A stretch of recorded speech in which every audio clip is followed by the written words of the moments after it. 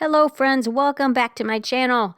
Today's video is going to be a part 2 on the AI generated cake.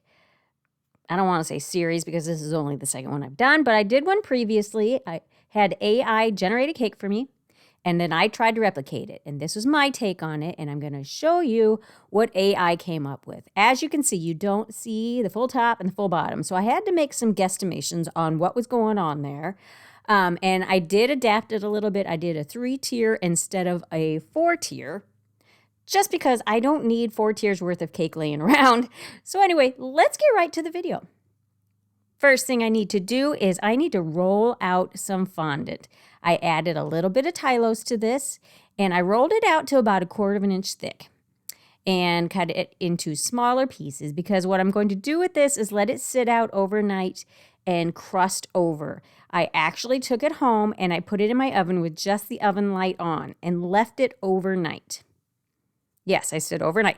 Don't turn the oven on at all. Just the light itself will help speed up this process. So that's what I did with that.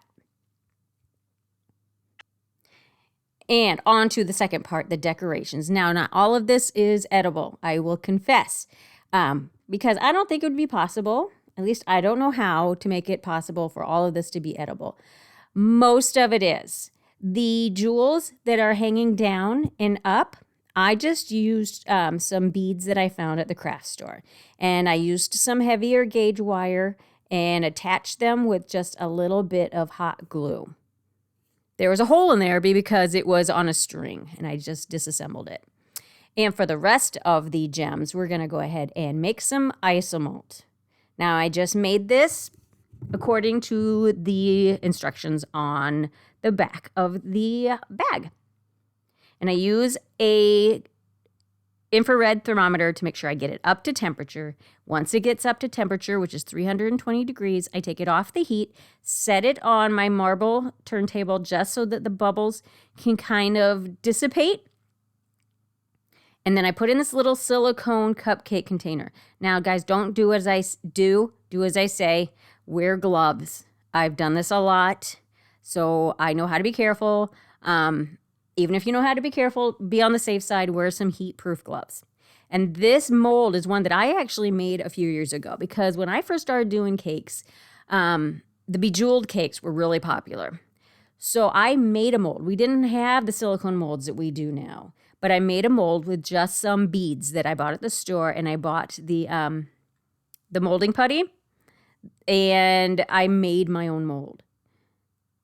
But I do have some other ones that are already pre-made, and they have the bigger gems. So what I did was I poured the isomalt in there very carefully, and I'm using some edible silver leaf.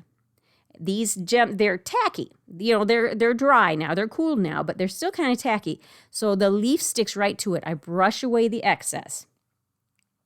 Leave them for about 10 minutes to completely cool. And then just remove them from your mold, and then use a brush again to remove the excess. Now, the reason I put the silver behind it is you can see a difference there. The clear ones you see right through, which means you can't see them on the cake. If you back them with the silver edible leaf, it's like jewelry. Jewelry typically has, especially fake jewelry, silver on the back so that you have more reflection. So that's a little tip there. Now, I just left those to the side for now. Now we're getting ready to put the fondant on our cake. I just rolled out a piece of fondant. This does not have Tylose in it. And I believe I used brown. No, I just used half and half. Half red, half blue fondant. Mixed them together, and I got this color. So easy. We spend so much time trying to get this deep burgundy kind of plum color. All you have to do is mix 1-to-1, red and blue. Boop, there you go. So there's no Tylose in this, and I just rolled it out, and I'm leaving a little thicker because of what we're going to do to get that texture that was on that IA-generated cake. I need to have some thickness so that we're not pressing through it. So I set that to the side. I cut a piece out for each tier. And this is the top tier. Those pieces were for the bottom 2 tiers because I'm going to do a wrap on all of them. But this top tier doesn't have anything on it when it comes to texture besides the jewels. So this is just how I do my wrap. I put a piece on the top, remove the air bubbles by pressing it out with a smoother, remove the excess as it's upside down. And then I like to attach this fondant with shortening. And this piece hadn't had quite enough time to set up before I wrapped it. I mean, you can do it, but as you can see, I struggle a little bit more with it. Now we're removing all of our air bubbles. I'm sorry about that camera going out of focus thing there. I thought I got all those out of there. And then wrap it around, cut a line through both pieces of fondant where they meet, remove the excess, and then smooth them together. And then turn it right side up. And that's how you get a really crisp edge on your top tier. Now I'll put that in the refrigerator until I'm ready for it. And here are my pieces after they have dried overnight. And I just crumble them up because I just want the texture. This is very similar to when I do the rustic stone kind of inspired cakes. It's basically that same idea. But the finishing look comes with the painting of it. So that'll come in a minute here. And I sprayed some water on the top where I want to attach these. And I'm just sprinkling them over the top. The middle tier, I wanted it according to the picture, it doesn't have the texture all the way down. It just kind of tapers off. The bottom tier has basically, I'm assuming, texture all the way around. So this is the top one. And I added some sprinkles, some just sugar crystals for a little bit more of a texture. And you're going to notice that you see the crystals on top of that dark color, but that's okay because we're going to paint it. And then I just kind of press them all in. And that's cornstarch that you see on top of that. Don't worry about that. That's only there to keep my tools from sticking as I was preparing those wraps. We will take care of that towards the end. But this is how I made my roses. From the picture, it looked like they had roses that had the same texture. So I used that same rolled out, dried out fondant that I had pressed the dried pieces into. And I just cut circles. I made the centers and I just cut circles and just wrap them around, overlaying each other just like you would with a regular rose. Now they're a little bit harder to work with because they kind of want to break apart a little bit because of the texture, but I rolled them out thicker to help try to avoid that. So I made 3 of these. And you can see here the last rows, I'm just overlapping. And then just bending out those edges. And then I did wrap some saran wrap around them to keep the petals from falling open too far, and I left those to dry overnight also.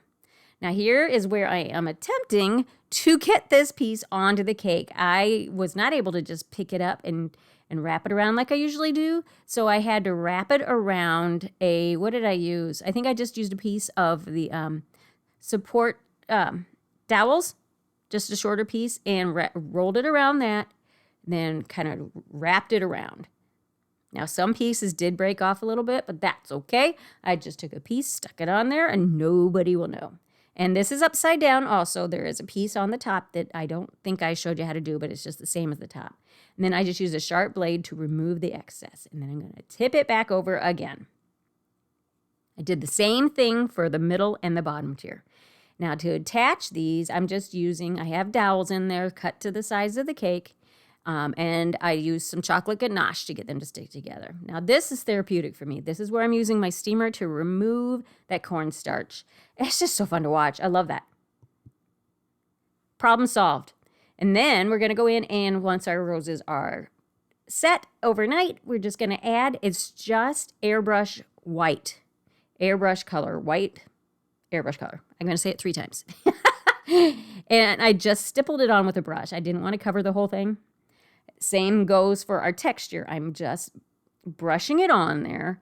I want it to be mainly on the surface. I'm doing kind of a reverse of what you normally see me do, where I try to get the color to settle into the crevices. This time I want that dark color to come through. So I'm trying to keep that color on the top. I'm not pressing in with my brush. I'm just kind of lightly brushing over the surface. I wanted full coverage here. I did want full coverage, but I'll show you how I reveal that. And then I did the same on the top. Now I'm going with the second color because I did notice with this deep color in the background, it kind of made the white soak into it a little bit. The brightness of the white kind of went away. It's not as white as the picture, but I think it still looks really super cool. And then I just used a paper towel to blot it a little bit so that there's not streaks. It looks more just kind of aged. And I'm just attaching these roses on the bottom with some more ganache. You can use buttercream if you want. I had the ganache. And our gems, this is how we remove that film. Now it gets kind of cloudy. Just use your blowtorch and lightly go over them. You don't want to lose the corners and the design because it will melt them if you have that on there too long on the pieces. So just kind of go over it. Don't go over the same spot too many times. You'll go over a spot, go somewhere else, come back to it. And I'm just attaching these with some piping gel because you need something clear. You don't want to use buttercream behind that. You don't want to use ganache behind those because you're going to see it. And these are backed with the edible silver leaf, just like the other gems. And then I'm just adding some more sprinkles or sugar crystals because in the picture it looks like there's some smaller dots. That's the best way I could figure to do it. I wanted to make them go with the crystals. I didn't want to go with dragées because I feel like that would have been too much contrast. White with the clear. And these final decorations, it's a very abstract way that they designed this, but I think it's kind of cool, I think. I kind of had to guess on the very top how it looked. And I know they're on wires. What I would suggest, since this was not a cake that was for customers, is to wrap the very ends of the wire with some floral tape and maybe put a small straw in there and stick them into that to make sure that it's food safe and communicate to your customer that those have wires. And then another trick is to add some vegetable oil on top of your stones, and that prevents them from clouding over too quickly.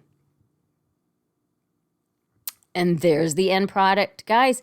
This is the one I was hoping that people would vote for the first original AI generated video I did, but they didn't vote for it, but I knew I wanted to do it because it was so different, but still so Sophisticates by Mary, if you know what I'm saying. So I hope you enjoyed it, and we'll catch you on the next one. So thank you guys so much for taking the time to watch my video, and if you'd like to watch some other videos, go ahead and click on the link to one of these other videos shown here. And if you would like to check out my other social media, I am on Facebook and Instagram under the same name, Sophisticates by Mary. And please take the time to share, like, subscribe, and hit the notification bell so that you know when I upload another video. Thank you so much, and we'll catch you on the next tutorial.